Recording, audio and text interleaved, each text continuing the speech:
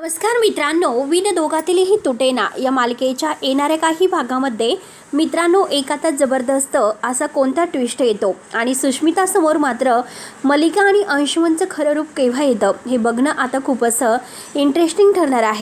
स्वानंदी मात्र आता सुष्मिताचे डोळे मात्र कसे उघडते आणि सुष्मिताला तिची जागा कशी दाखवून देऊन शेवटी सुष्मिता आपण ज्यांचं ऐकतो ते खरंच आपल्यापासून म्हणजे किती धोकेदायक आहे. आपल्याला मात्र घरातून बाहेर काढण्यासाठी सुद्धा या लोकांना काही गरज नाही असे मलिका आणि अंशुमन आहे.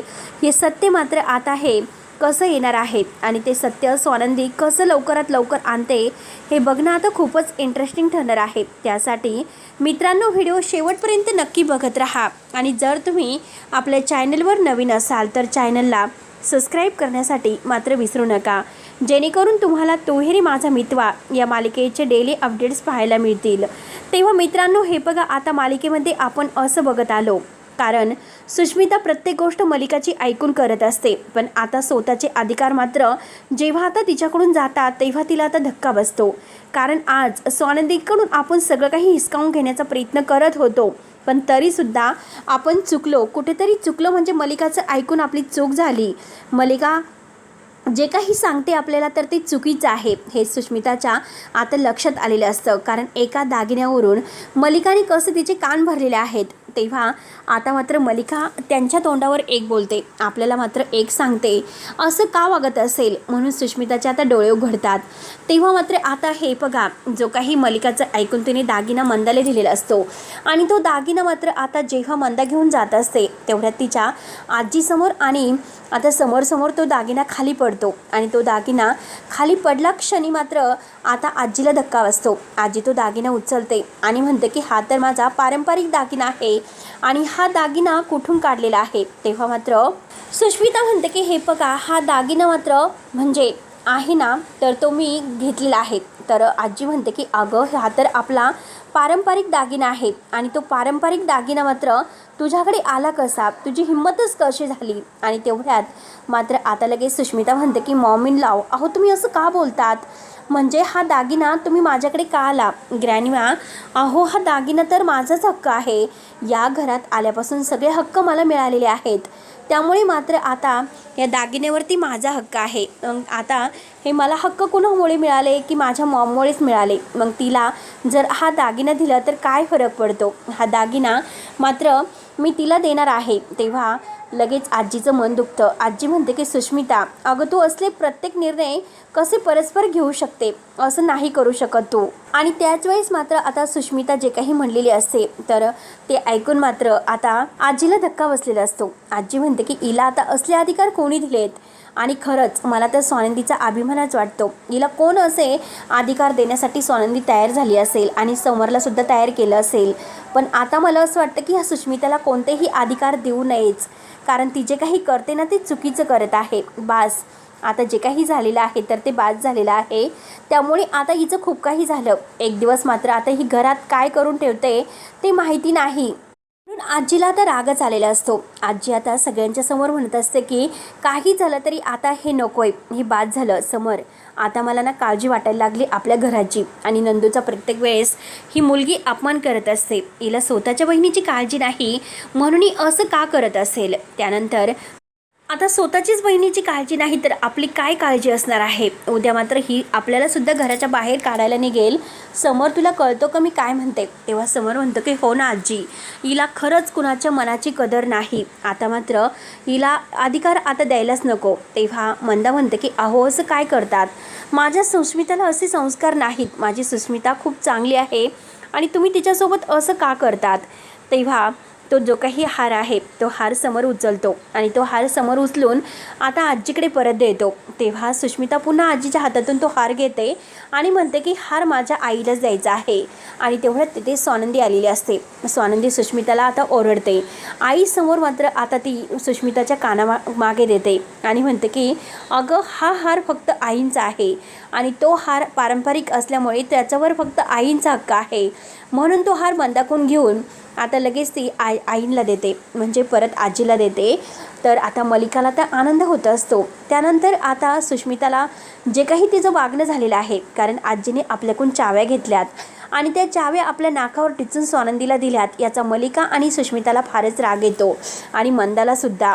तेव्हा आता सुष्मिताला वाईट वाटतं, कारण सुष्मिता आता लगेच रूममध्ये निघून जाते, रडत असते. तर स्वानंदी तिला तेथे समजवायला येते. स्वानंदी म्हणते की हे बघ सुष्मिता, मी तुला अनेक वेळा समजवण्याचा खूप प्रयत्न केला. आज जर तू तुझ्या अधिकाराचा योग्य वापर केला असता तर मात्र आज तुझ्यावर ही वेळ आली नसती. कारण हे बघ, अधिकारावर हक्क गाजवायचा नसतो.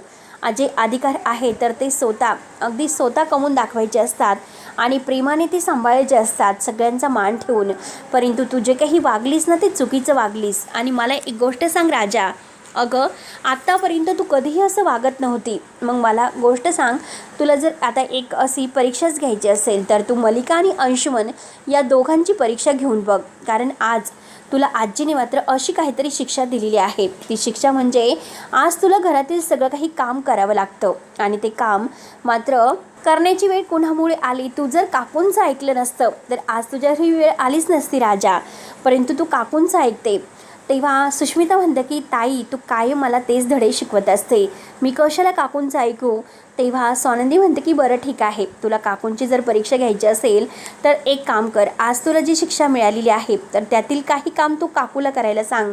आणि काकूला काम म्हणजे तू करायला सांगितले, काकूने काम जर केले तर बघूयात तर काकू तुझं किती ऐकतात. आता त्या फक्त तुला पुढे घालतात, तुझ्याकडून सगळं काही आता करून घेतात. अगं मला कळतं ना राजा, तुझा स्वभाव असा नाही. तू मला एक गोष्ट सांग, तू हे सगळं काही अंशुमन आणि मलिका यांच्या दबावाखाली हे सर्व काही येऊन करते ना. तेव्हा सुष्मिता म्हणते की नाही. तर स्वानंदी म्हणते की ठीक आहे, तर तुला परीक्षाच घ्यायची असेल तर मग आज आपण परीक्षाच घेऊयात. आणि हे बघ, तुला मात्र कळायला हवं, कारण घरामध्ये कोण कसं वागतं आणि घरातील कोणती व्यक्ती कशी आहे आणि कुणाचं तुला जास्त सपोर्ट मिळेल.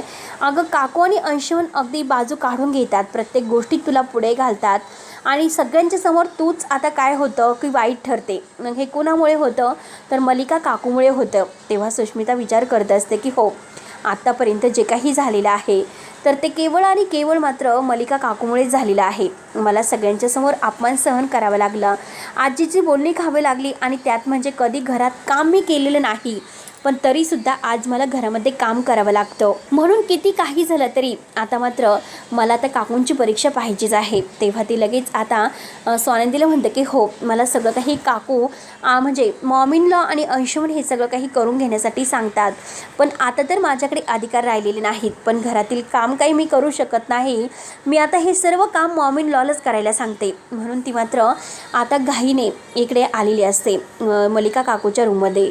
अंशुमन तेथेच असतो. आता मलिका लगेच म्हणते की काय झालं सुष्मिता, शेवटी गेलेस तुझ्याकडून अधिकार, मी तुला सांगत होते. तेव्हा सुष्मिता म्हणते की अहो हे बघा, तुम्ही मला काय सांगत होतात, कारण आता तुम्हीच मला हे सर्व करायला सांगायच्यात आणि तुम्हीच मला असं कर तसं कर, मी प्रत्येक गोष्ट तुमची ऐकायचे आणि शेवटी तुमच्यामुळेच हे सर्व झालं. मी जर तुमचं ऐकलं नसतं, स्वानंदी ताईचं जर ऐकलं असतं तर आज मला घरामध्ये आणखीनच मान भेटला असता. तेव्हा मलिकाला राग येतो. मलिका म्हणते की हो का. तर सुष्मिता म्हणते की हे बघा मॉम इन लॉ, आता मला घरात कोणतेही काम करता येणार नाही आणि तो इंटरेस्टसुद्धा मला नाही, त्यामुळे माझ्या वाटेची सगळी काही काम तुम्हाला करायचे आहेत. मलिकाला फारच राग येतो. मलिका जोरात सुष्मितावर ओरडते, अगं कोणची पद्धत आहे तुझी सासूला काम सांगण्याची, लाज वाटते का तुला. म्हणून मलिका आता खूपच जोरात ओरडलेली असते. तेव्हा सुष्मिताला मलिकाचं खरं रूप समजतं. त्यानंतर मलिका आता अगदी तिला बोलून वगैरे बाहेर निघून जाते. तर आता सुष्मिता अंशुमनच्या जवळ येते, त्याच्या जवळ येण्याचा प्रयत्न करते आणि अंशुमनला म्हणते की अंशुमन, तुम्हाला तर माहितीच आहे की मी किती लाडात वाढलेली आहे आणि मला तर आता माझे फॉलोअर्स आणि माझे रील्स बनवायचे असतात. मग आता तुम्हीच सांगा की हे सगळं मी कसं करू, कारण मला काम करता येत नाही. त्यावरती आता अंशुमन रागाने तिला बाजूला झिडकारतो आणि म्हणतो की मला एकही गोष्ट सांगू नकोस, मी तुझं कोणतंही काही ऐकून घेणार नाही. कारण मी आता तुझ्याबरोबर लग्न का केलं होतं, कारण त्या स्वानंदीचा बदला मला घ्यायचा होता. तुझ्यात तर मला कोणताही इंटरेस्ट नाही, तू मला नकोच. तू या घरात राहिली काय किंवा नाही राहिली काय, मला काही फरक पडत नाही. तेव्हा आता सुष्मिताला मात्र धक्का बसतो. सुष्मिता म्हणते की असं कसं होऊ शकतं, म्हणजे अंशुमन तुम्ही माझा फायदा घेतला, तर माझा फायदा घेऊन तुम्ही माझ्याशी प्रेमाचं नाटक केलं, मी तुम्हाला नाही सोडणार. अंशुमन म्हणतो की तुला जे करायचं आहे ते तू करू शकते, कारण तुला मी माझी बायको मानतच नाही, कारण मी तुला फक्त म्हणजे म्हणजे गोड बोलून तुझ्याकडून काम करून घेत होतो, पण आता तू कोणत्याही फायद्याचीच राहिली नाही, कारण घरातील अधिकार तुझ्याकडून गेलेत. त्यामुळे तुला काय करायचं आहे ते बघ. तेव्हा हे ऐकून सुष्मिताला फार मोठा धक्का बसतो. सुष्मिता आता रडत असते. सुष्मिता रडतच मात्र आता स्वानंदीकडे येते आणि ताईची माफी मागते. ताई मला माफ कर, मी तुझं ऐकायला हवं होतं. कारण सुष्मिता आणि जे काही सांगत आहे, अंशुमन आणि मलिका या दोघांनी त्यांचं खरं रूप कसं दाखवलं आणि ते खरं रूप दाखवून मात्र आता जे काही हे सत्य माझ्यासमोर आलेलं आहे, तर ते ताई खरंच मी तुला त्यांचं ऐकून खूप काही बोलले, तुला वाटेल तसं बोलले, तुझा अपमान केला, तुझी प्रत्येक गोष्ट मी ऐकायला हवी होती, माझे डोळे उघडले ताई.